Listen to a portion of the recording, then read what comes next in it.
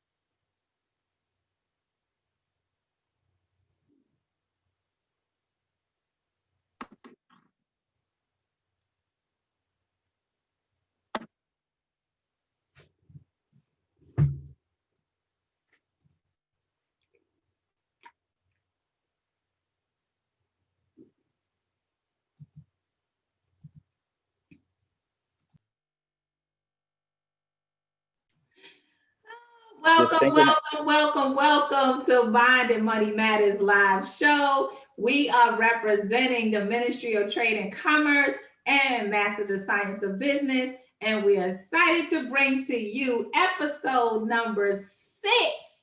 Wow. Is it episode number 6 or 5? 5, pardon me. This is episode number 5 of Pioneers Speak, the second episode with the sisters from the sisters' perspective, dealing with the rebuilding of the Nation of Islam to the Million Man March. All praises are due to Allah, and we are looking forward to unpacking this whole idea and experience from those who were present and have much to share to us from that time period. And from to take us further into this program, I will bring up our dear brother Jaheem, Mr. Communicator Muhammad, who is the CEO and founder of Fallah Worldwide Seminars and Training and Proper Propaganda Promotions. He's also the president of Master the Science of Business. And so I am honored to bring to you our human GPS personnel organizer and trainer. He is that researcher, fact finder, the greatest supporter of the believers, Brother Jahi, Mr. Communicator Muhammad. Assalamu alaikum. Welcome back. Welcome back to another episode of Mind and Money Matters live show, special edition, Pioneers Speak. Sister Shireen, I am both exhausted and exhilarated at the same time because I've been fielding phone calls since 7 o'clock. Well, no, what's up? 4:30. Since 4:35 p.m. Eastern time on Saturday. I've been fielding phone calls from the plethora of viewers that have watched our dynamic MGT on the show on Pioneer Speak. Everybody is absolutely um, happy, very excited. So they were looking forward to part 2 today. I'm exhausted because of all those phone calls, but exhilarated because of the information that was shared. So I want to thank all of you that did exactly as we asked. You shared the information and it is getting around. It's still growing. The numbers are still growing. People are watching and they are a lot of people are have similar ideas that they want to do. So we definitely encourage it. As I said, we cannot do it all. We would like to do it all. We would like to interview every dynamic pioneer of the Nation of Islam that's with us, but we can't. So we're encouraging. I'm issuing a challenge, Sister Shireen. All of those that have shows, that have podcasts, especially the ones that got their start here on Mind and Money Matters live show. It's about, I think last count, it's at least 8 other podcasts that got their start right here on our Mind and Money Matters live show within the last 3 years. They have gone on to do their own thing. You must reach out to these dynamic people among us, MGT and FOI among us, and extract the knowledge and the understanding and the insights that they have, bring them onto your platform. There's enough to go around. We're not trying to hoard all of this to ourselves. We're not trying to keep all of it to ourselves. All right. So those who are listening, who have shows, who have podcasts, please reach out to the pioneers among us and have them on your platform. So we are ready for part 2 of Pioneer Speaks, the Sisters Perspective. Today we're going to take a look, get some insight and some historical background on the time period from the rebuilding of the Nation of Islam under the Honorable Minister Louis Farrakhan up to the Million Man March. That's the era that we want to take a look at today on Pioneer Speak. So again, as we asked on yesterday, please hit your share buttons from wherever you are, whatever you see. Please hit your share buttons as our dynamic assembly that we have here, an awesome assembly that we have here, began to share with us. So, just a brief recap: Sister Shireen reached out to this illustrious group of MGT. So we have with us Sister Fareedah Bia, who accepted her own and became herself in 1958 in New York City. In 1958 in New York City. So long, 62 years as a committed, dedicated soldier to the cause of freedom, justice, and equality. Then we have Sister Karriemah Muhammad, who accepted her own and became herself in 1967 in New York City. Yes, you see there's a common thread going along, going along here in New York City. She is the MGT Captain Emeritus from New York City. That's on the line with us as well. Then we have our sister Lorraine Muhammad, who also accepted the teachings of the Most Honorable Elijah Muhammad in New York City in 1970, I believe it was. Yes. And to round out this illustrious set of MGT, we have our Sister Tauheedah Amin Ra, who came in New York City as well during that late 60s, early 70s time period as well, I believe. So this illustrious group is with us. Again, I just want to say, in the name of Allah, the Beneficent, the Merciful, I bear witness there is no God but Allah, who appeared in the person of Master Fard Muhammad, the great Mahdi, to whom praises are due forever. And I bear witness that the most honorable Elijah Muhammad is indeed the living, risen, exalted Christ. And as we were told by the Honorable Minister Louis Farrakhan here in Atlanta, Georgia, the Mahdi. And I would be remiss if we did not acknowledge their divine reminder in our midst, our big brother reminder of the Honorable Minister Louis Farrakhan. And in their names, it is my honor and privilege to greet all of our illustrious guests, as well as those that are viewing this, with the greeting words of peace and paradise of us. Salam alaikum. Alaikum salam. Alaikum salam. All right, let's get You actually got a callback crew, bro. Alhamdulillah, that's the soldiers right there. So let's jump right into this, Sister Shireen. I know you got your list of questions, but thank you, sisters, for your return. As you heard me say, you got the Nation of Islam lit. People are calling from all over the country, asking and thanking us for this platform. So we're deeply honored by Allah for giving the idea, and Sister Shireen moving out on the idea, and here we are bringing it into fruition, which is the exact steps that the Honorable Minister Louis Farrakhan teaches us in belief in Allah as the formula to success. You have a thought, you think on the thought, concretize into an idea, then you plan it, then you move out on that idea and you work it until it comes into fruition. So here we are. All right.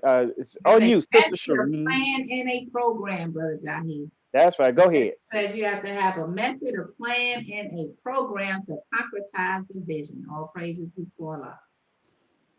Alhamdulillah. Yes, yes. So, we want to make sure that we know that we are coming from dealing with the rebuilding to the Million Man March, and I just think it is an absolute blessing to have been a part of the rebuilding at whichever time you came in to be a part of the rebuilding. And so I'm looking forward to hearing that from you all. So if we could just start off with number one. And if anyone has any questions that you would like to ask, please put it in the chat, either in Zoom or on Facebook, and we will acknowledge your question. But if we can answer this question, what actually called you, what or whom called you to the rebuilding process of the Nation of Islam? Because it took me a whole long time before I knew anything about the mosque being back in operation, that the Honorable Minister Louis Farrakhan had stood back up. So I was in utter darkness being a part of the fall as a child, which I would love to hear. And I'm looking forward to doing an episode or so on those who were children at the time, because we were there with thousands of children one day to nobody the next day. And it was very devastating to experience something like that, particularly for those of us who were at the mosque like myself every day. It was a big deal. So now I want to know from you all, and you can jump in whenever you're ready, what called you or whom called you to the rebuilding process? Assalamu alaikum. It's Walaikum Sister Captain Karriemah. Yes, ma'am. What drew my husband and I to the rebuilding is when the minister started up in 77, he was going to colleges in New York and all over. Mm-hmm. And we started going just to hear him speak because we were so glad that he was back on the scene. Mm. And in doing so, he was talking about, rebuilding during that time. And then he had a big meeting at City College on 135th Street and Amsterdam Avenue in New York, and we attended. And after the meeting, he asked those that would like to help him with the rebuilding. And, of course, we raised our hands and we filled our cards, and that was it. After he finished that speech at City College, the rebuilding was on. Mm. So how did you become aware of him speaking at the college? Well, we were following him around at other, events that he was doing. Okay. Whenever we heard about an event that he was doing, we went. And Minister Akbar and the minister, because they knew us from New York, we would always go over and talk to them. And they started talking about it then. And, of course, when he did the May 18th, lecture, that's when he announced it to everybody. And that's how we found out about it. We was following him around. Okay, so in following him around, was there like leaflets? Was it an underground conversation? Were people handing out? Most of it was underground. It wasn't a leaflet or anything. We stayed in touch with Minister Akbar, and he would let us know, when he was speaking and where he was speaking, and we would drive to wherever he was speaking. Okay, yes, ma'am. So having a personal connection with Minister Akbar, who the Honorable Minister Louis Farrakhan refers to him as his recording angel, and we know Minister Akbar, he was a part of Pioneers Speak, the first 3 episodes with the brothers, with Brother James Najee and Brother Wahid and Brother Norman. Yes, ma'am. Praise be to Allah. So having a personal connection with him, you probably received a phone call or something like that. Is that correct? Right. Yes. Okay. Mm-hmm. Yes, ma'am. And the reason why, I'm asking this question is because many did not get the news many did not know that the minister was even going around speaking.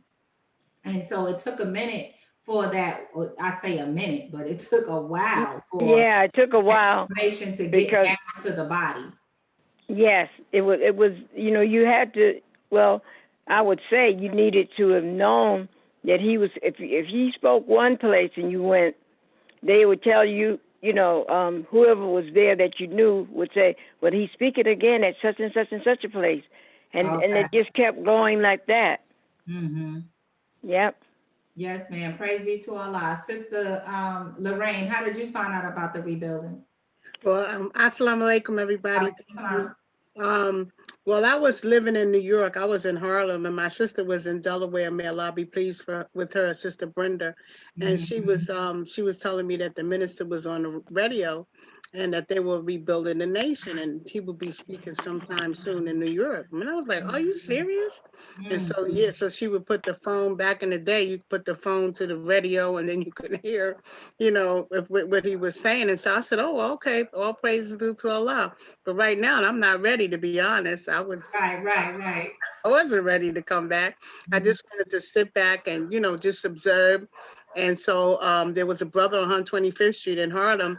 They was giving out some pamphlets and saying Minister Farrakhan was coming to speak. I think it was at Madison Square Garden or something. And so I said, well, you know, at that time I was dating, had a boyfriend. So I said, well, let's go, you know, see what the minister is talking about. And, you know, you said, okay, sure. So it wasn't no social media or anything. It was probably fax machines and flyers and word of mouth. I don't even know if it was fax machines. Yeah, well, so we were using courier services. Yes. So I was excited.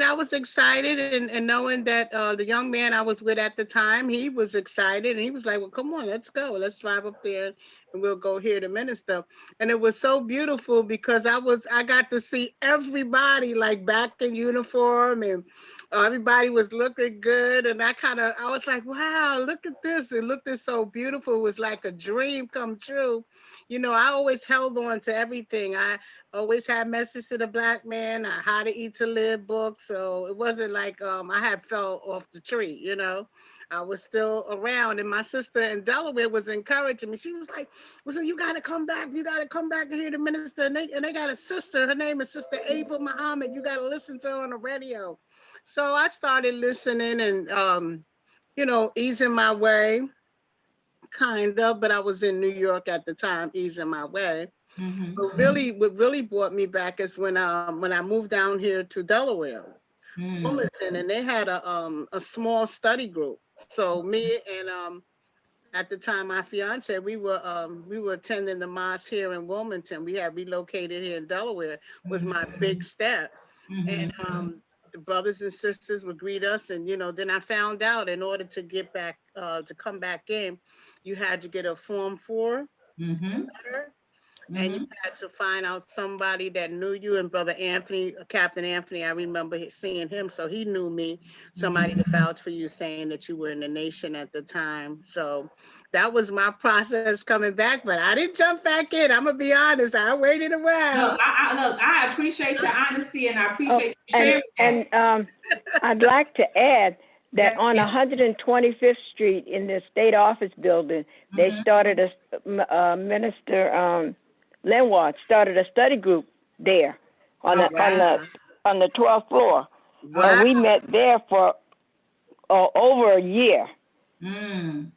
Yeah, and that's where many of the believers was coming there every week because they rented the place for Sunday and for Wednesday and Friday. Wow. And that was 125th in the state office building on the 12th floor. Wow. Yep.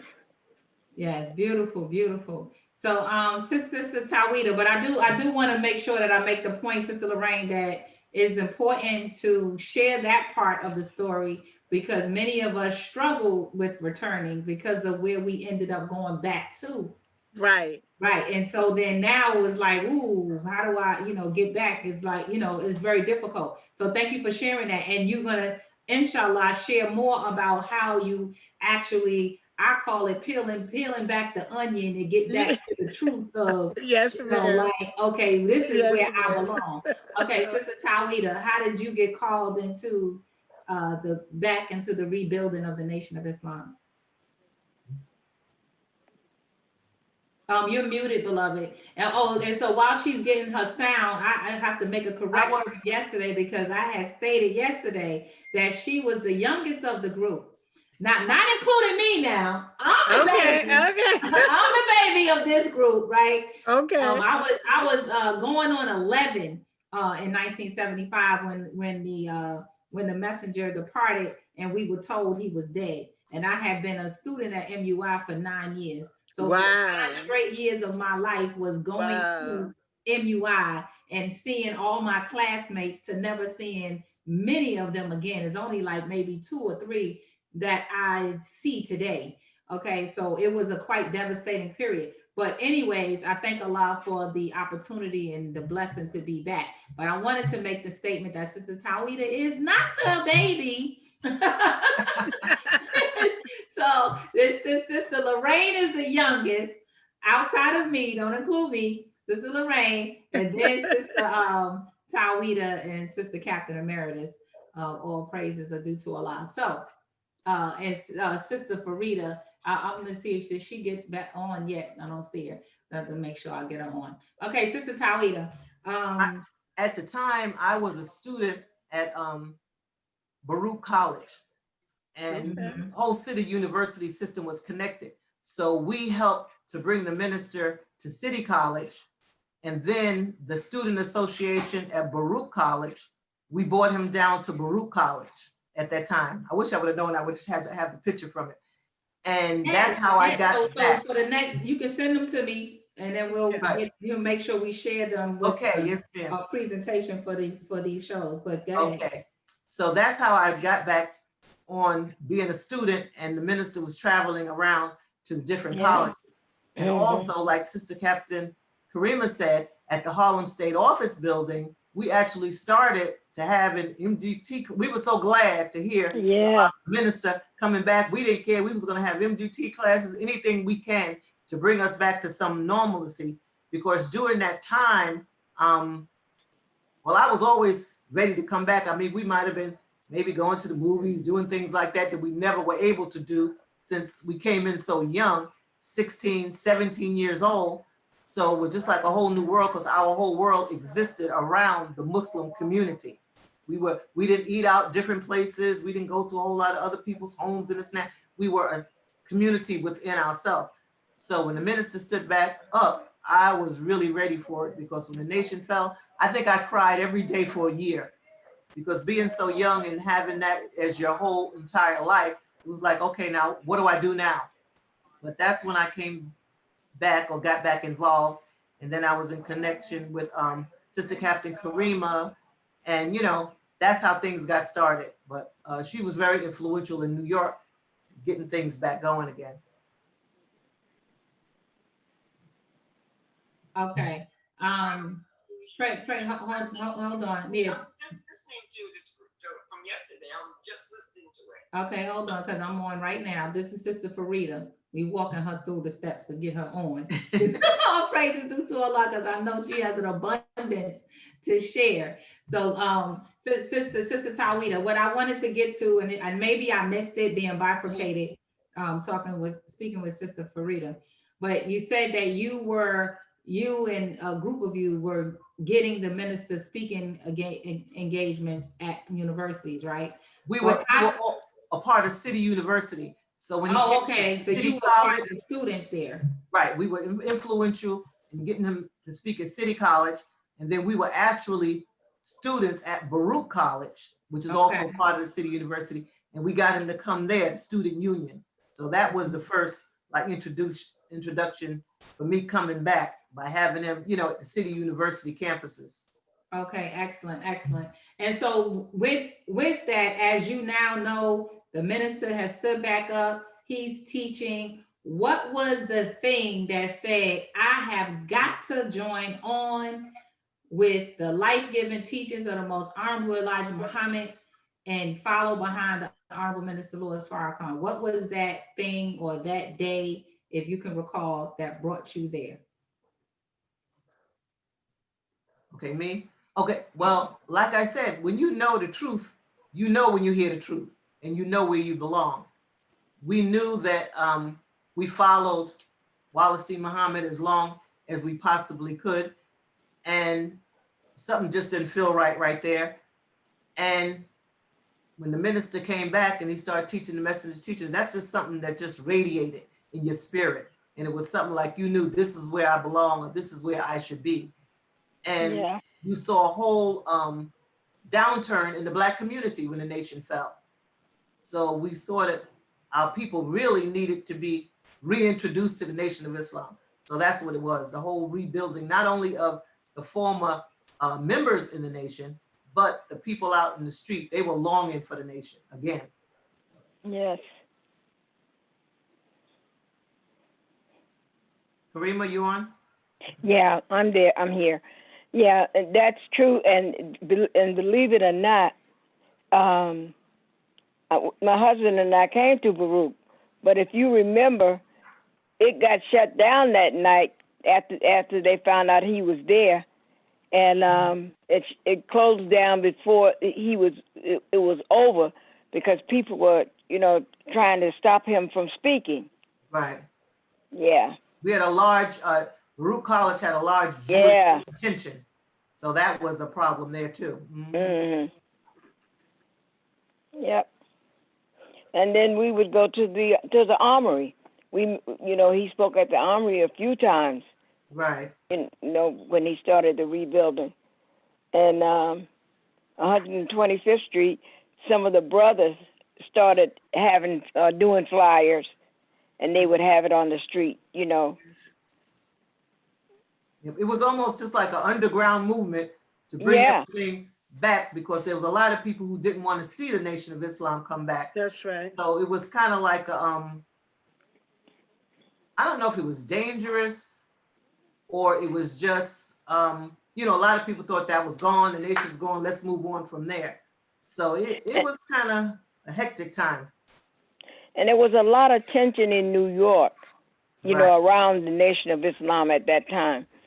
So one of the things I've heard the minister say many times is that the shoot, and when you're planting a garden or anything, the shoot goes down before the root comes up.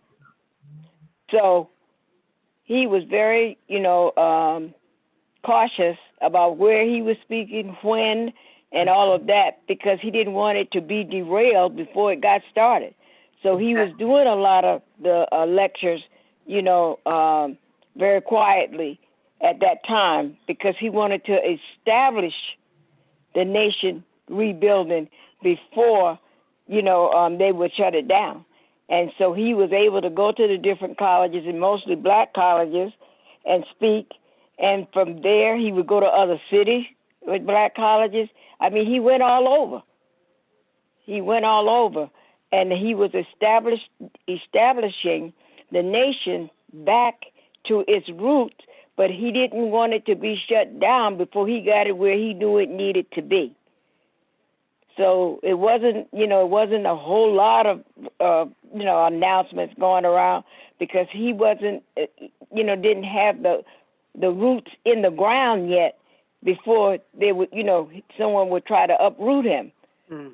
So I've heard him say many times, the root goes down before the flower or the plant comes up. So he made sure he was rooted in the, the nation rerooted before he started doing a whole lot of big things. Because, when you're dealing with this kind of information, and you know who your enemy is, they can shut things down before they get started.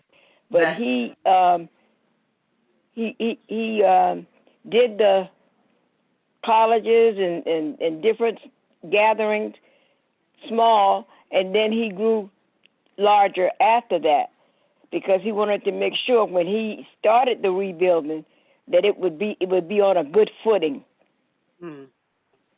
And he went to people's homes too, because there was a Sister Doris in Boston. He started doing some things at her house, So people that he knew that he could trust, he utilized them to help him get the roots in the ground so that he would be able to rebuild. So it was a very trying time, but Allah blessed us that he was able to do it. And he had his, first Savior's Day meeting. And that was the beginning of the rebuilding. Praise be to Allah. Yeah, we do understand that, and that was great wisdom of the Honorable Minister Louis Farrakhan, why he is who he is, and how he was able to be as successful as he has been. Just knowing when to say, when to do, what to do, and that's why the Most Honorable Elijah Muhammad told us to follow him, because of his wisdom. And he has recently spoken to us about things that he didn't even know about himself, that he had to learn of himself. Exactly. And it was actually important that he didn't know who he was at that time, or it could have been bloodshed. So we are very, very grateful. But so we want to know in terms of your wisdom, and Brother Jahi, you can jump in at any time. I am assisting Sister Fareedah with being able to get her on so she can also contribute to this conversation. But if you can carry us forward, Brother Jahi. All praises due to Allah. And another point of clarification, I am the baby of the bunch. How you gonna be the baby? But you're not an MGT. And right, and he's not a pioneer, so he is not one of the pioneers speak. So we exclude him out of the bunch. Oh my goodness! I just heard the part about the age factor coming up, so I had to throw that in. Okay. For point of clarification. So I'm thinking, and thank you all for what you've shared so far, giving us an insight into like the atmosphere that was going on late 70s, early 80s. It is interesting to me too that when you're talking about Baruch College, that some of the so-called Jews, they still had their eye on the nation. Yeah. And they came that night that he was at Baruch. Oh, what year was this? What year was that, Tauheedah? It was in the late 70s. I mean, the late 70s. It had to be maybe 79, maybe. Really? Yeah, it was. Yeah. Okay, so that's fascinating because I first heard of the Honorable Minister Louis Farrakhan when my first recollection of that name for me was in 1985. I was watching TV. I'm at home watching TV, and I think it was Nightline or something like that. Yeah, it was Nightline with Ted Koppel. And I see this brother that's on TV, and he's speaking like I had never seen any other black man speak before. Now, who is this brother? And I know they was during the time because we were all into Jesse Jackson. I'm from in Mississippi. It was Run, Jesse, Run. You know, he was running for president. So we didn't know anything about.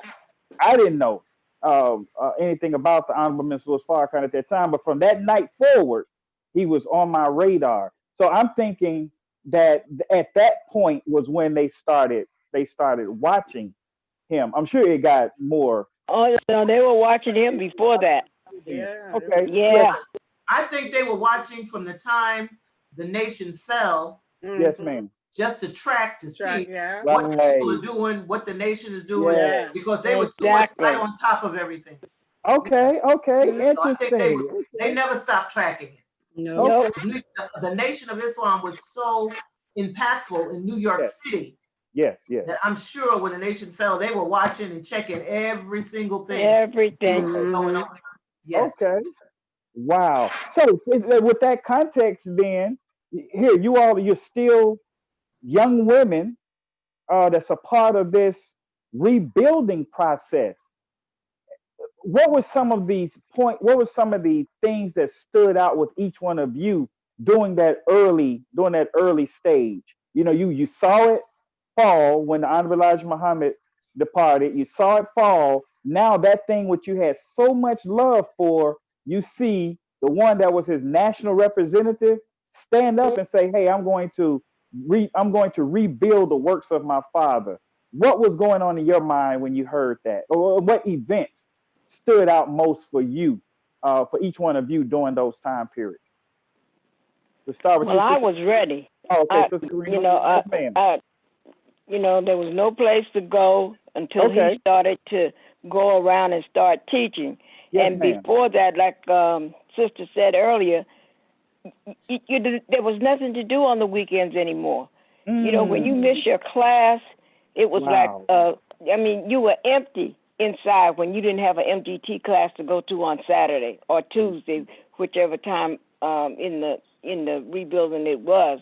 Yes, But ma'am. that was our way of life.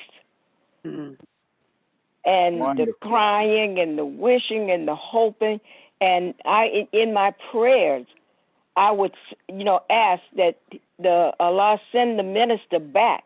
Wow. So that, because I believe that he would do what needed to be done, because there were so many groups trying to, imitate what we had, but it wasn't the same. That's right.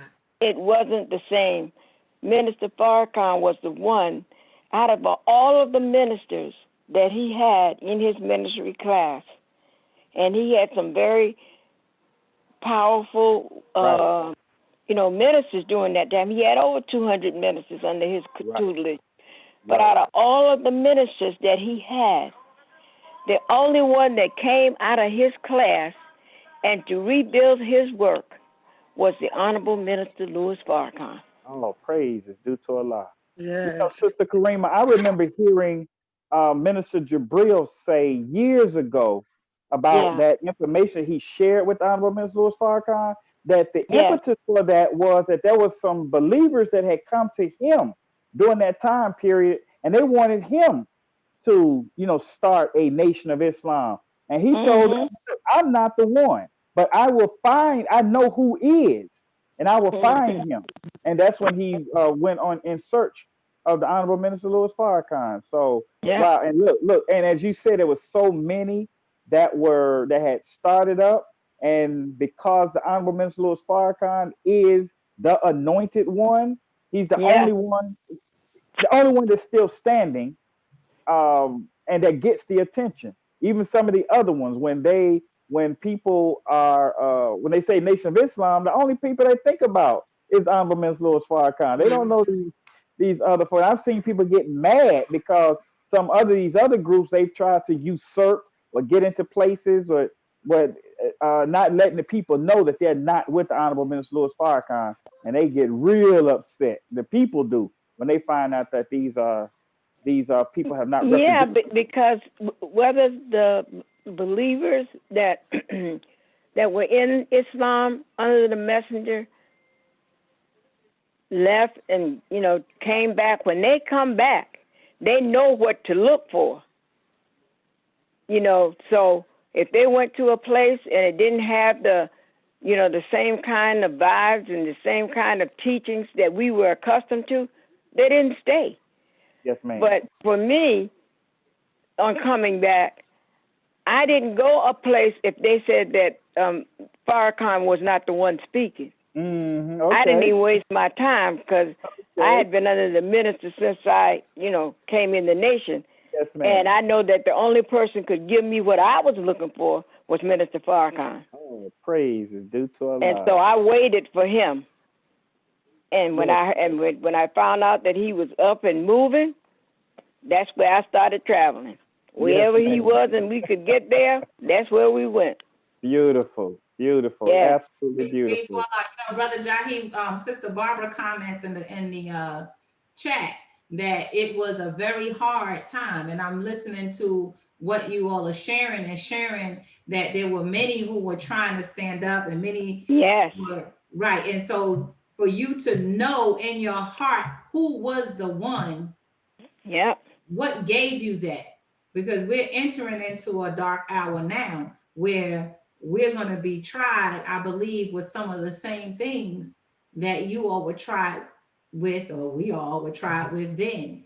Because even as a child, it's still a trial. We have to make a decision. And there's a lot of children who are now adults who were children at that time that had to decide whether or not they were going to go with the Honorable Minister Louis Farrakhan, go with someone else, or stay in the world. And each decision has a set of consequences. So with that, knowing how, I guess I because one of my purposes is to inspire those who are still out on the outskirts, on the wings, and still have not come back into the fold, come back home, and feeling like whatever the reason, they're not ready yet, they still wrestling with I don't know, whatever it is. I want to be able to inspire them to come back. So that's why I'm asking you, what made it so that you came? Well, I'll tell you this. It took the minister 3 years to start the rebuilding. But during that time, we have to learn to reacquaint ourselves with what we were taught when the messenger was here. The first thing you do is go back to his 5 books. Message to the Black Man, Our Savior Has Arrived, The Fall of America, How to Eat to Live 1 and 2. You go back and you reread them. And one of the things that will help anybody that's trying to come back then or now is the same regiment that we have for doing Ramadan. That's the one you acquire when the messenger or when the minister wasn't around. You read the Quran every day. Oh, praise. You know, if Allah missed today from waking us up, we wouldn't be here talking now. That's right. So why is it and why is it that only we are required to read the Quran every day is doing Ramadan? Every day is Ramadan because you want to wake up every day. That's right. That's right. And I used to hear Sister Mother Tanetta say, and I used to see her sometimes because a lot of the times, when I was in Chicago, she and I would be in the same environment. But you don't just read the Quran during Ramadan. That's right. You use the same regimen. If anybody want to come back to the messenger's teachings, they should use the same thing they were taught when the messenger was here. Beautiful.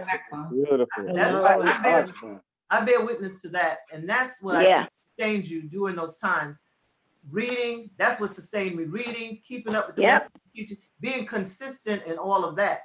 And exactly, you knew when the minister stood back up, you were listening to hear something that was familiar to you. So when you heard the messenger's teachings and that radiated with you, the wheel didn't have to be reinvented. It was right. That's right. It was the messenger's teachings. And all these other people who were trying to start another nation of Islam, this, that, and everything, you could hear and something's not right with it. Right, when that's right. The minister come back. Exactly. Everybody in New York always thought that the minister should have been the head of the nation of Islam when everything fell in the first place. Yes, so it might have been a little easier to get the believers in New York on board because we always thought that the minister should have been the man to head the nation of Islam. We just knew that. So when we heard the minister step back up, that's right, stand back up, it was easier for us to integrate ourselves back into it because we knew we were hearing the messenger's teaching. It wasn't something from the minister. He wasn't creating something new. He was coming back to the basic foundation of the Nation of Islam, which was the teachings of the most honorable Elijah Muhammad. So when you heard that, you knew it was right. That's right. Yes. Oh, praise. Oh, praise due to Allah. That's right. I mean, pick up that book, Message to the Black Man. Pick up that book, How to Eat to Live. Our Savior Has Arrived, Fall of America, and the Holy Quran, and you start there. Yeah. I would also add to that, ask Allah whatever question you have, and He will answer it. Ask Him whatever question you have, and He will answer it. Yeah, Sister Karriemah made a good point too. You just don't always read the Quran during Ramadan. Right. I still, this practice I've had it. I get up every morning, saying my prayers, reading something from the Holy Quran, and doing my meditation. That sets your pace for the day. That's And I think that all that kind of stuff sustained you during the times where I didn't go back out here doing all kind of crazy stuff and everything, because you knew. And somebody said about people coming back, there's a lot of people who are not in the Nation of Islam physically now, but they're in the Nation of Islam. Yes, right. ma'am. That's You right. know, and Yes, a lot ma'am. of them might not come back, but if anything goes down, believe you me, they'll be the first ones That's there. right. He said my best followers are in the streets. That's Right. right.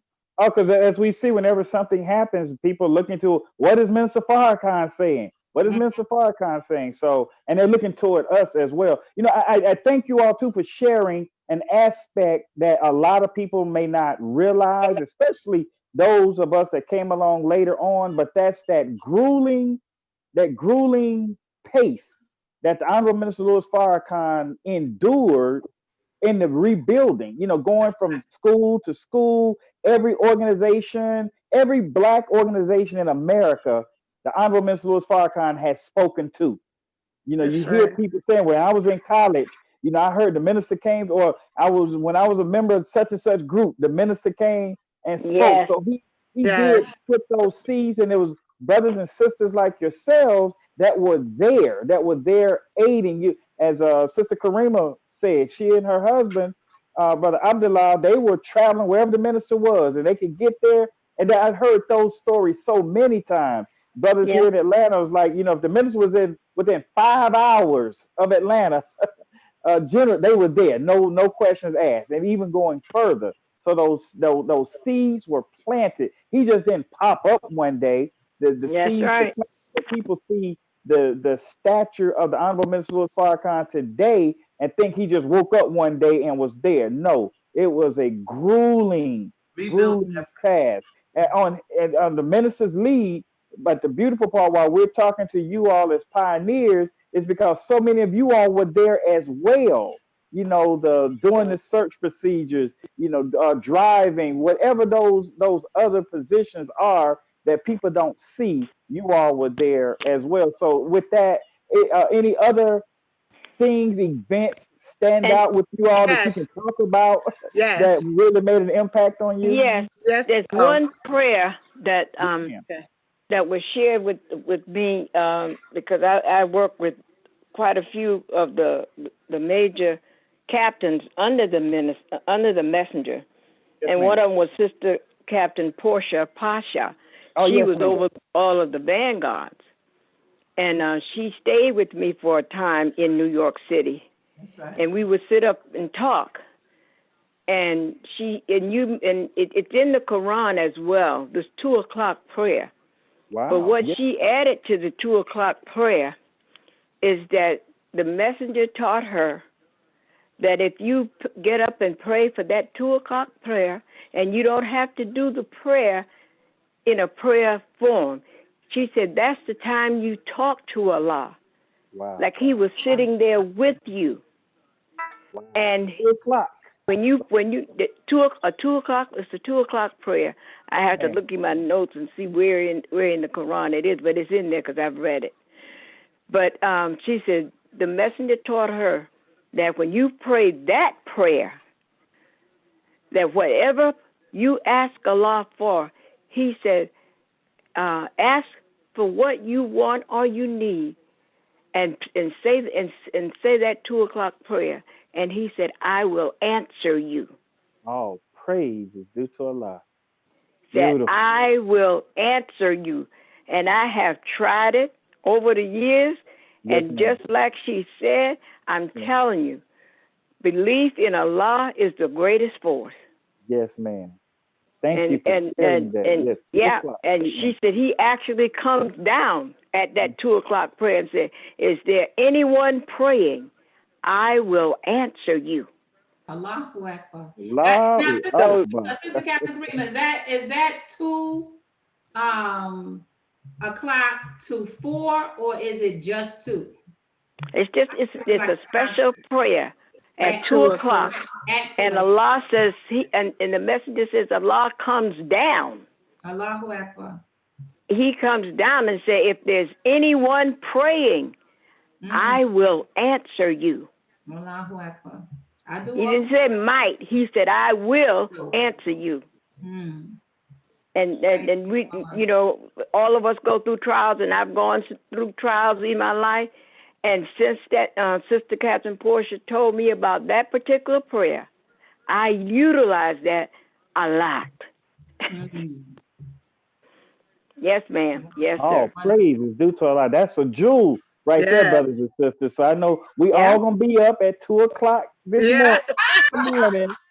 Well, guess what? Praying, That's yes. right. Allah can Oh, answer Oh, as thank you, praise. many Sister Fareedah. Thank you. Yes, as many as want to come. He will yes, answer them. yes. Praise be Oh, to praise is Allah. due to Allah. Yeah. Sister Sheree, we have Sister Fareedah on. She is on. Sister Fareedah, are you available now? Can you hear me? Yes, ma'am. Yes. We can. Praise be to Be to Allah. Allah. Yes, ma'am. Go ahead. Okay, Sister but Sheree, I thought you was gonna ask a question of her. well, you had a question previously when she wasn't Oh, on. okay, So you yes, can ma'am. start there. So Sister Fareedah, I'm not sure if you, pardon me, yes, sir. I'm not sure if you heard the question that was on the floor earlier. What the sisters have responded to is what called them back, what or who called them back to the rebuilding of the Nation of Islam, and how did they know that they were in the right place? Well, I always know the right place, but what happened was during the absence of the breakup, you know, I sort of kept myself busy during that time. You know, also reading the Quran and staying up on the different um, information activities and bits and pieces that I was receiving from time to time. Because I remember my husband was a laborer. My brother, um, my husband, Fareedah, Richard Adex, was a laborer. My brother, Minister Abdul Alim Bashir, was a minister. So they kept us all in tune with what was going on. And the I was at work one day, and one of the sisters came in. I was working for a museum downtown, and one of the sisters came in with a group of children. And I noticed that she had her uniform on. And I said, oh, I was wondering where the nation was starting up at. Because I didn't, it just seemed like everything just dropped out of sight for a minute. So I approached the sister, Sister Vanessa, I never forget her. And I asked her, where is the mosque being held here in Georgia? Because by that time I had moved down south from New York. And she told me, and we went, my husband and I attended the mosque. It was on downtown. Can you hear me? Can you hear me? Hey. Can you hear me? Yes, ma'am. Go ahead. It was downtown. I forgot the name of the street, but however, you know where where the restaurant was. I forgot the name of the street. But Oh, yeah, that was on Ashby Street. Ashby Street. Oh, Ashby Yeah, Street. 19, Okay. 19 Okay. Ashby Street. Yeah, that's where I came to life at. Yes, ma'am. Yes, ma'am. That's when we came down there, and Sister Frances, I believe she was the captain at the time. Okay. And I was really, really busy, but she was asking me to be her first lieutenant, but I was kind of busy during that time. So of course I couldn't take the post. But however, my husband and I attended the mosque, and different satellite mosques kept popping up in different places. And they was trying to strengthen and rejuvenate the Nation of Islam. But, it seemed like they couldn't get it together, like the messenger had taught us. Mhm. So, because they also had Al-Islam that was going on at the same time, especially down south. So that was like a place you wanted to be at, the Atlanta's Masjid, or you wanted to be at the Nation of Islam. It was like a cross. A lot of people was like checking out everything. Mhm. But But the minister kept having his lectures, which was a wonderful thing. So we attended as many lectures as we could. And he kept the community strengthened. He strengthened their faith again. He strengthened their faith in Allah, because he like the sister said before, he encouraged reading all the materials that was being available to them, and of course reading the Quran. So as he grew stronger and stronger in teaching the wisdom and knowledge of what the messenger had taught him, living the will of Allah, more people start coming back into the mosque, and a lot of younger people start coming into the mosque. So eventually, as I was talking to several sisters, they was just talking to me and letting me know about the different things that was going on while they was out there in the world. Mhm. And as they was coming in, they was still a little, halfway, trying to get their faith back. So I saw an area in there where I can help. So then I became like a pioneer lieutenant. And Wonderful. through being a lieutenant with the other sisters that was pioneers, we was like the ones to bring balance to the mosque by helping the sisters and answering questions and being there for them. Because and helping them with the words of Allah. We're helping the captain, the Saber, and whoever else captain was the captain at the time. We was helping them, trying to help the young sisters, get back on course and back on, on their deen, like they used to call it. Yes, But ma'am. Yes, ma'am. but however, the it became stronger and stronger, and I say today, and Sister Emeritus said, all praise is due to Allah for the Honorable Elijah Muhammad and for Minister Farrakhan. All praise is due to Allah.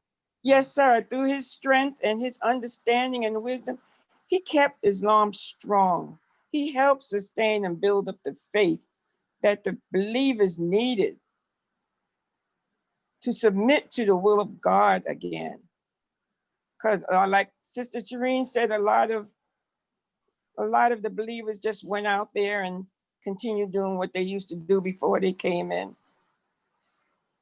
But we did get a whole new set of young people, Yes. which was wonderful. So through the grace of Allah and the teachings of the Honorable Elijah Muhammad, Master Fareedah Muhammad, the Honorable Elijah Muhammad, Minister Louis Farrakhan, all the stable believers that are in the mosque, if they would only go back to the materials that was laid out for them, so they can get the history and knowledge. That's right. Because this is what Beautiful. and I want to say this now, if those who can't read or find a hard time reading, they do have audio books now as well. That's right. And you can do the audio Quran as well too. You can just key it on your computer and it can read the whole Quran to you. So, Yes, ma'am. by the grace of Allah, we pray that the minister will continue doing such wonderful, wonderful work and bring the teachings of the Honorable Elijah Muhammad into the believers in the world. All praise is due to Allah. Thank you. Thank you for that testimony. Question about the Million Sure. Man March. That's where we at. Yes. Yes. Go ahead. Go Oh, ahead. it's on me? Oh, me or you? I said, "Oh, you about to ask a question about the Million Yes. Yes. So the first time I heard the thought of men gathering was a lecture that the Honorable Minister Louis Farrakhan did at the end of 1993 at the Armory, I think it was, in New York City. It wasn't called a Million Man March at the time. He just said he wanted a gathering of men. In the following year, he went on this exhaustive, like 54 city tour, hit every nook and cranny.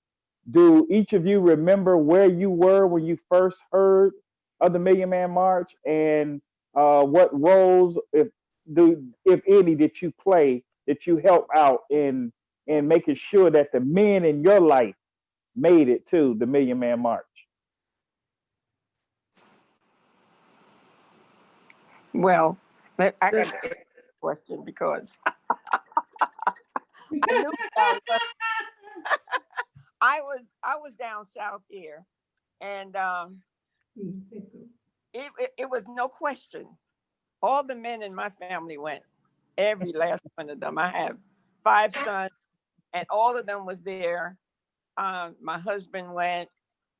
Um, all of my male siblings went, and some sisters I know went too. Quite as they wasn't supposed to go, but some of them went. Yes, ma'am. Brother, that was a very historic moment. Yeah, And absolutely. nobody didn't want to. I wish I could have went too. You just wanted to be there. Yes, yes, It yes. was magnetic. It Was was. wonderful. It was a moment in history that you can talk about it forever and pass this down to your Absolutely. children. And by the grace of Allah, keep that alive as far as putting it into books so our Yes. children can read all of this wonderful tributes that the Black man had received in hearing Islam and hearing what the minister was bringing to the world, because it was phenomenal. I had a chance to just, you have to really look at it over and over again to see if Yes. you missed something, because you Yes. always feel like you missed something, right? Yes. So Yes. when you said, "Oh, you relate to you relate to that moment." That's right. That's So right. yes, sir. So it was a really wonderful. We was glued to our TV Right. to Right. be just like they glued themselves to a football game or whatever. That's right. But this was something that you just didn't want to miss. You did not miss it. Absolutely. Absolutely. Sister Lorraine or Sister. Yes, assalamu alaikum. Alaikum salam. Uh, I was in Harlem, and I was on 125th Street, as everybody knows, shopping and talking and everything and laughing. And all of a sudden, the brothers, they were giving out the flyers, and they was talking about something about get on the bus or something about and I said, let me go and see what it was, and I seen that they were gathering for a Million Man March, and that they were going to have buses leaving from, I think, 123rd Street or in front of the state office building, and they needed some help with sandwiches and stuff like that. So I said, oh, okay. But me, I wanted to get my hair done. I was running around. So it seemed like everywhere I went, I kept seeing the flyer. I said, from the beauty salon to going back on the block, because I was on 133rd between Lenox and 7th, and I would go on 145th between Lenox and 8th, and there go the flyer. So I said, I started calling and getting in touch with my family members, and they already heard about it. They was like, oh yeah, sure, we're going. And so I was excited, and that was one of the inspirations of me coming back, because I still wasn't, officially back in. Still, my ears were still on hearing on the ground. So I thought that was a good thing. And one of the things I truly admire was that when the men came back in Harlem, back in the spot, and when the men were leaving and you walk on certain blocks in the block, there was no drugs being sold. Mm-hmm. There was no, and I respect that. I was looking, I was like, yo, where's so-and-so? I'm not gonna say the name, but but yeah. And the blocks were clear. Yes, ma'am. And the cops were circling around, and I never forget they were getting their little sandwiches and I think juices and their little packs and stuff. They were getting on the block, but it was a lot of buzzing in the air. Mm-hmm. So that was one of the things, and so I made sure that I glued to my television and made some calls back then. Wonderful. Everybody was calling everybody. Right. I want to say, being that I was affiliated in the streets, I wasn't no goody goody. I was out there with some hustlers and people, but doing some things. But anyway, but when the thing that I seen was that they were all contributing. Look at that. Yes. They were all Yes. contributing. There was a lot of hustlers. Yes. We had money. We had dough. We was Yes. running around doing our thing. Remember, I'm still young, so Yes. brothers were peeling the money off. Here I may not come, but here go a couple of That's hundreds and right. whatever. That's right. But Yes. they would give to contribute to the Million Man March, and so I thought I seen it on another side. Y'all could see it on Yes, one ma'am. side. I Yes, seen it ma'am. in the street. The street Yes, was ma'am. changing. That's And it right. saved a lot of young brothers' lives because right at that time it was a lot of drug dealing, a lot of brothers was Mhm. going to jail, incarcerated. So a lot of brothers that I seen, I was like, "Oh, Jimmy, you're going?" He was like, "Yeah, man, I'm getting on the bus. That's right. That's I'm right. getting on the Yes. bus." So it gave a lot of respect to those who were in the hustling world or Hmm. probably on their way to be incarcerated. And I was just excited just to see that the block was cleared. Mm. The Mm. And block that, literally was clear. There was no drugs sold. Wherever you was going, you went to the store, got your snacks, and you was running back upstairs to watch the on the television Wow. at the time. But I Wow. can tell you one thing, that kept a lot of people who was out there was doing what they do. It had shut down. Salute Yes, brothers ma'am. and sisters on 125th Street, all up in Right. Harlem. It was no nonsense. It was big respect during the time of the Million Man March, and even after the march.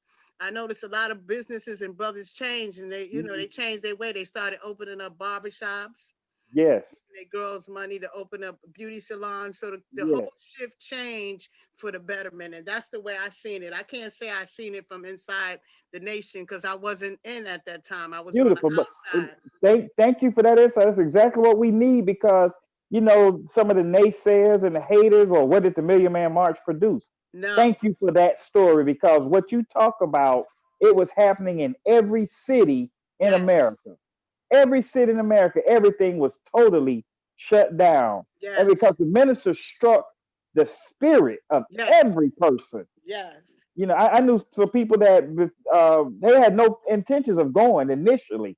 And then the night before, one brother, I remember him telling us, he's sitting there on a Sunday evening and he's watching that, the gathering. So he jumped in the company car and drove the Wow. company car from Wow. Atlanta to DC. He's like, well, I'll deal with my boss when I get back, but I Oh, got wow. to be He there. had I to have be to be there. Yes, and that was Wow. indicative of so many people around the country. And as you're saying too, it was those of us that were there, but also those that stayed back. It was also called the day of absence. So Yes. absence of Yes. all of that madness on that day. So definitely thank you for that perspective, Sister Lorraine. Sister Tauheedah, and there your was perspective.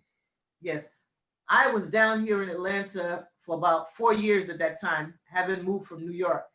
And I remember Eddie Long's church, he was telling his Yes, people, Eddie yes, his Long, yeah. men, not to come to the that's march. right. That's And right. a lot That's of Wow. them right. said that they were going anyway, Yes, So they really yes, didn't listen to his dictate because he was listening to the powers that be. right. Mhm. He was in their pockets. And That's so right. he was really Absolutely. totally against it and telling them don't go. And everybody saw what he came to, you know. So Yes, ma'am. Yes, ma'am. I think Yeah. during that time, you had to be really about what you want to be about as a Black man. Yes. My brothers went, and I think that a lot of people didn't listen to some of these people saying, "Oh, don't go. That's Farrakhan. That's those Muslims." That kind of thinking made people even more inquisitive. Let me Mhm. That's go right. check this out. If you're telling me not to go, it might be something I need to check out. And that was the atmosphere here in Atlanta You're right. with You're a whole right. lot of different people saying, no, don't go. And one of the Right. pivotal people here in Atlanta was Dr. Barbara King. Yes. And she was a real pusher and motivator That's right. for the Million Man March at her particular church. That's right. And I think nobody listened to Eddie Long. His own people who went to his church. Congregation did. A lot of Right. those Right. brothers still came to the Yes. march. All praise is due to Allah. You're absolutely right, Sister Tahida. I remember I was around a lot of because he had Atlanta on lock up until Oh yeah, that moment. yeah. And when the minister first announced the Million Man March, I remember hearing a lot of the brothers that went to his church like, man, we're gonna organize and da da da da, and they were absolutely heartbroken when he came out against the march. But as you're Right. Yeah. saying, so many of them went anyway. I remember reading about this sister saying right. that went to his church. She said, my pastor is teaching against it, but I told my husband and son, I put them on the bus. I'll deal with my pastor. She said, I'll deal with my pastor. And as you're saying, they did an informal, we didn't do it. They did an informal poll that found out 85% of the men on the mall identified as Christians. Yes. Oh, yes. As Christians. Yes. And we came to the call of a Muslim minister. So That's they right. went to work. The powers that be like, well, how did this happen? How Nobody did else and you, has done that. nobody because the minister is divinely guided. He touched the soul of every person that heard it prior to and that eventually showed up. And so they we would talk about the people that saw what happened and wish they had gone. Like, That's man, right. I knew I should have. Knew I should as who was it, sister? I think it was Sister Karriemah that mentioned it yesterday about following your first mind. It was Yes. either Sister Karriemah or Sister Fareedah that mentioned following the first mind. They wish they had followed their first mind. So you're absolutely right about that aspect. He touched everybody. And one quick note too, you remember, Sister Tauheedah, that some of the pastors here call themselves doing a Million Christian March. They Yeah. talked about it, but it never did get off the ground because their motivation was not right. Exactly. Their motivation was to try to outshine Minister Farrakhan. But Minister Farrakhan is backed by God, so you can't outshine God. Yeah, That's right. that thing quickly went bust. There was a white organization. They were charging $50 for these things. They went belly up. They went bankrupt trying to compete. Well, I want to just add Yes, one ma'am. thing before we close out. Yes, Is ma'am. that the initial meeting for the naming of the march and all of that happened at Brother Abdullah and my home in Harlem on 119th Street. Oh, praise is due to Brother- Allah. Wow. Brother Leonard, who was the on staff with the minister at the time, and then once they decided on the name and all that, and went back to Chicago and did that, when time for the march to happen, my husband and I bought 2 buses. Oh, praise is due to In Allah. Chicago. Wow. We bought 2 buses so that we could contribute to helping Yes, people that ma'am. did not have the money to go with, but be able to go, and all they needed was something to eat. And the sisters were preparing food and stuff for them to take on the different buses and all of that. And I was blessed to go because Mother Khadijah went. Right. Yes, And ma'am. so I was there from like 4 o'clock in the morning. We were up because the minister wanted to see the mall, and and it was filling up at 4 o'clock in the morning. Wow. But we rode out there with him to take a look at the scenery and all of that. And I'm telling you, that was one of the most magnificent days I have ever lived in my life. Yes, The ma'am. feeling you had, I bear witness. the Yes, feeling ma'am. you had, it was unbelievable. Wow. I thank Allah that I'm in the nation, and I thank Allah that my sister introduced me to the nation. And there's just no other place I'd rather be. Come on you know, now. Oh, so- praise is due to Allah. So all praise is due to Allah, Wow. and I thank Allah for all the believers and everyone that has contributed to helping to make the rebuilding of the nation what it is today. I mean, it's just as good today as it was when the messenger was here. All praise is due to Allah. That's Sister it. Karriemah, you about to make me get up and do the Holy Ghost dance. So Go right ahead. I'm about to get off camera. I'm about to cry as well thinking about that. But I want to thank you for sharing that. So brothers and sisters, you hearing it from firsthand at Sister Karriemah and Brother Abdullah's table. Wow, all praises. And Sister Karriemah, for those of you who didn't hear the show yesterday, you can go to our Facebook page, which is Master the Science of Business, or in the search you can put @MyMoneyShow. Because you mentioned something yesterday, Sister Karriemah, doing that right before the Million Man March, you were also a part of the historic women's delegation from the Nation of Islam that went to They went the to China.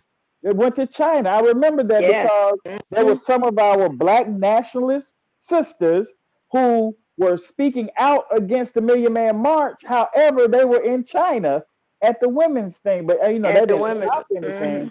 But yeah, that was a very historic occasion in China. I remember that it was right before the Million Man March.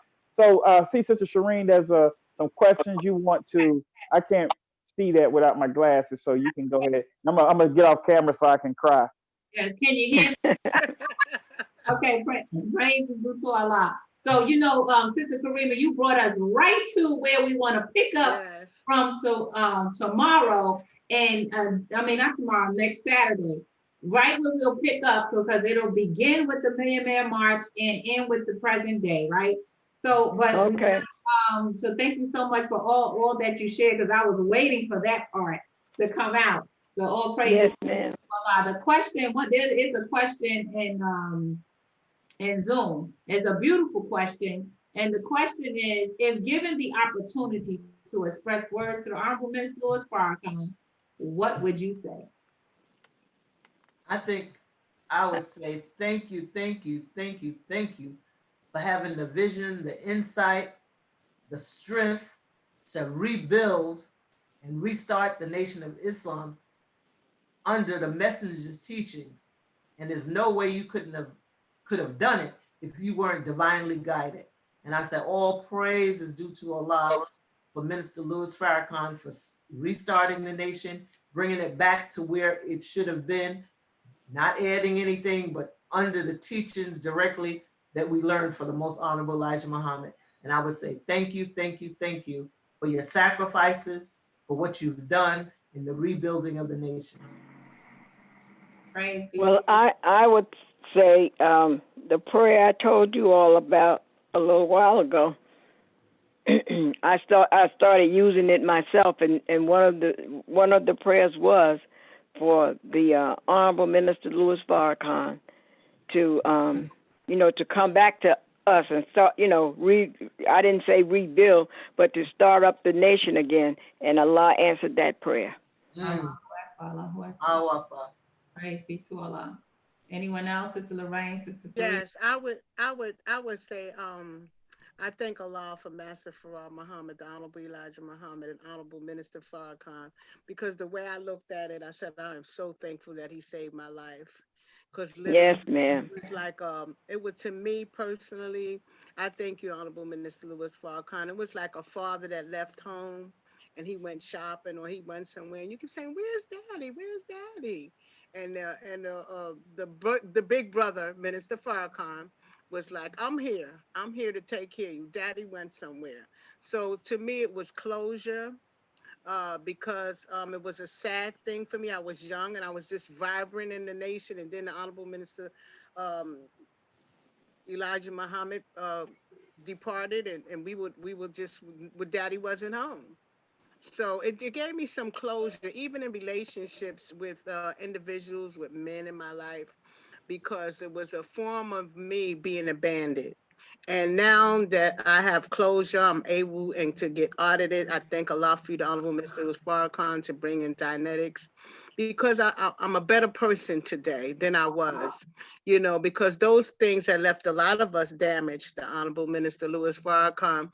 I thank you for that, because I could be nowhere where I could be today because of closure and because of the sincerity of knowing that I'll be all right, and taking us into present time. I'm gonna be all right, I'm gonna be all right. It's a beautiful thing when okay, when Daddy leaves, I'm gonna be all right. Not that he's our physical father, but I thank Allah for you, the Honorable Minister Farrakhan, for having me to become the beautiful sister that I am, the beautiful spirit, the understanding, and the closure of abandonment. It bothered me for many, many years, because you don't want to get too close to nobody, because will they leave me? And you put that back. And so I thank Allah for you, the Honorable Minister Louis Farrakhan. I love you. Praise be to Allah. Sister Fareedah, did you want to say something? Well, No, I would like to I'll say save it for the 14th. Okay, yes. I was actually thinking that myself, but I would absolutely, even as the host, say I would be nothing. I can't even imagine who I would be if it were not for the Honorable Minister Louis Farrakhan continuously blowing that trumpet. Like, sometimes we may feel like, man, I've heard that already. Yes, well, you need to hear it again because we are not, if we had it, a lot of us say, we're from the first, we know this, we got this. If we had it, it would manifest. It would manifest in everything that we do because we have it. We no longer need to be taught. But because the Honorable Minister Louis Farrakhan knows us and loves us, I thank you for continuing to blow that trumpet over and over and over again. And, I apologize if I made you feel like you were just, playing a lovely song, because without you repeating, I don't want to get wimpy because I feel that way. But I'm just saying, without you repeating it over and over again, so that these cobwebs could be released from my ears and I can actually hear and feel and strive to do the best that I can to be in obedience to what you are giving to us from the Father, the Most Honorable Elijah Muhammad, and Allah, Sister, of Master Prophet Muhammad. So thank you so much. Thank you. Sister Shireen, I would like to say one thing, that the Honorable Elijah Muhammad taught the Minister Louis Farrakhan. Minister Louis Farrakhan, up until today, have brought the wisdom and knowledge that Elijah Muhammad taught him. And today, 2020, 2019, 2020, I mean, he make things so plain to you so a baby can understand it. Mhm.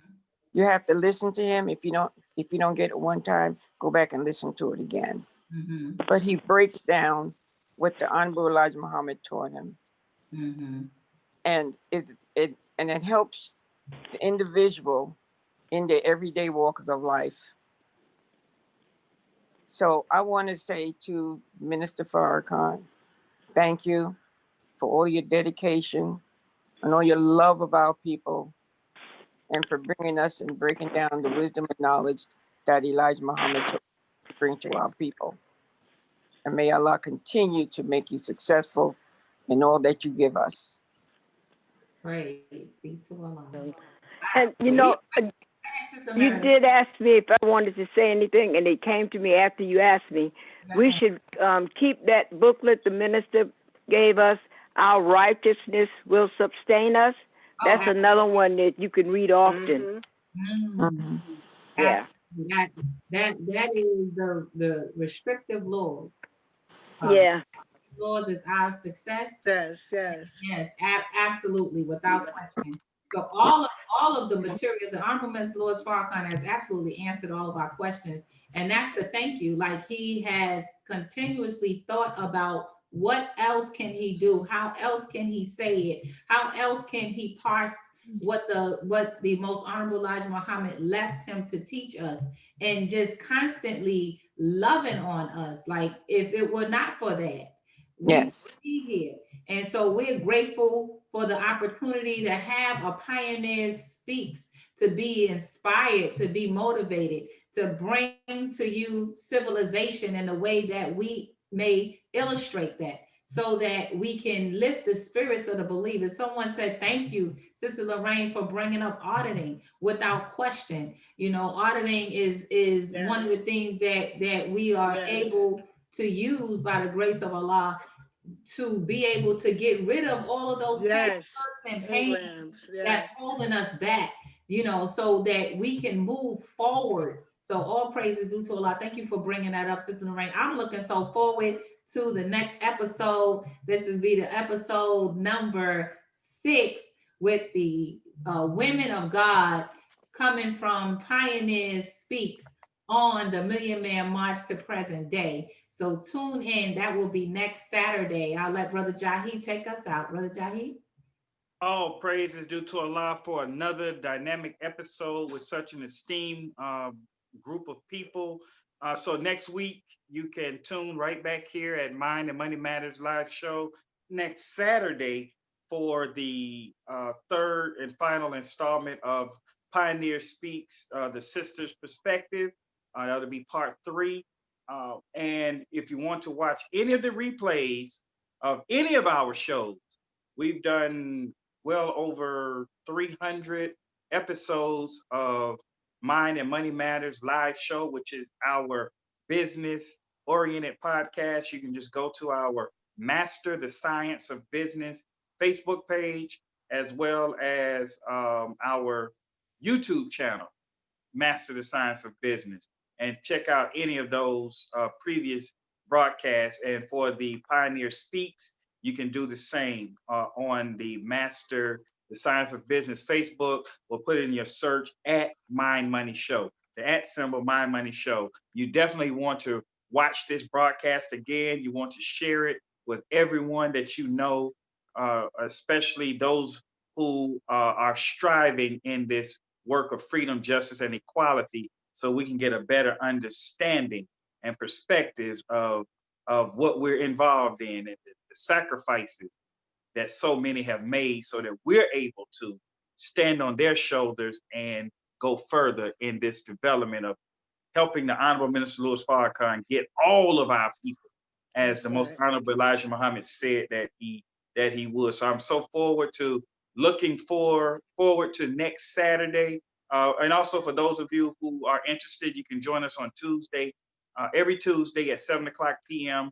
for Mind and Money Matters live show. This month, we're highlighting the Ministry of Trade and Commerce with a focus on the Task Force on Finance, the Task Force on Finance. So those who are interested in the business aspect, the financing your business, getting insurances, or setting your business up to reap some of the rewards that are available now, you definitely want to tune in on Tuesdays this month, the month of November. So having said that, thank you all. Thank you, MGT, for what you shared. Appreciate the information and the insights, and may Allah continue to bless each and every one of you. And to those that are listening, may Allah continue to bless you as well. And we'll see you. Oh, if you have questions for us, my bad, I'm sorry. If you have questions, you can email us at mindmoneyshow, MINDMONEYSHOW,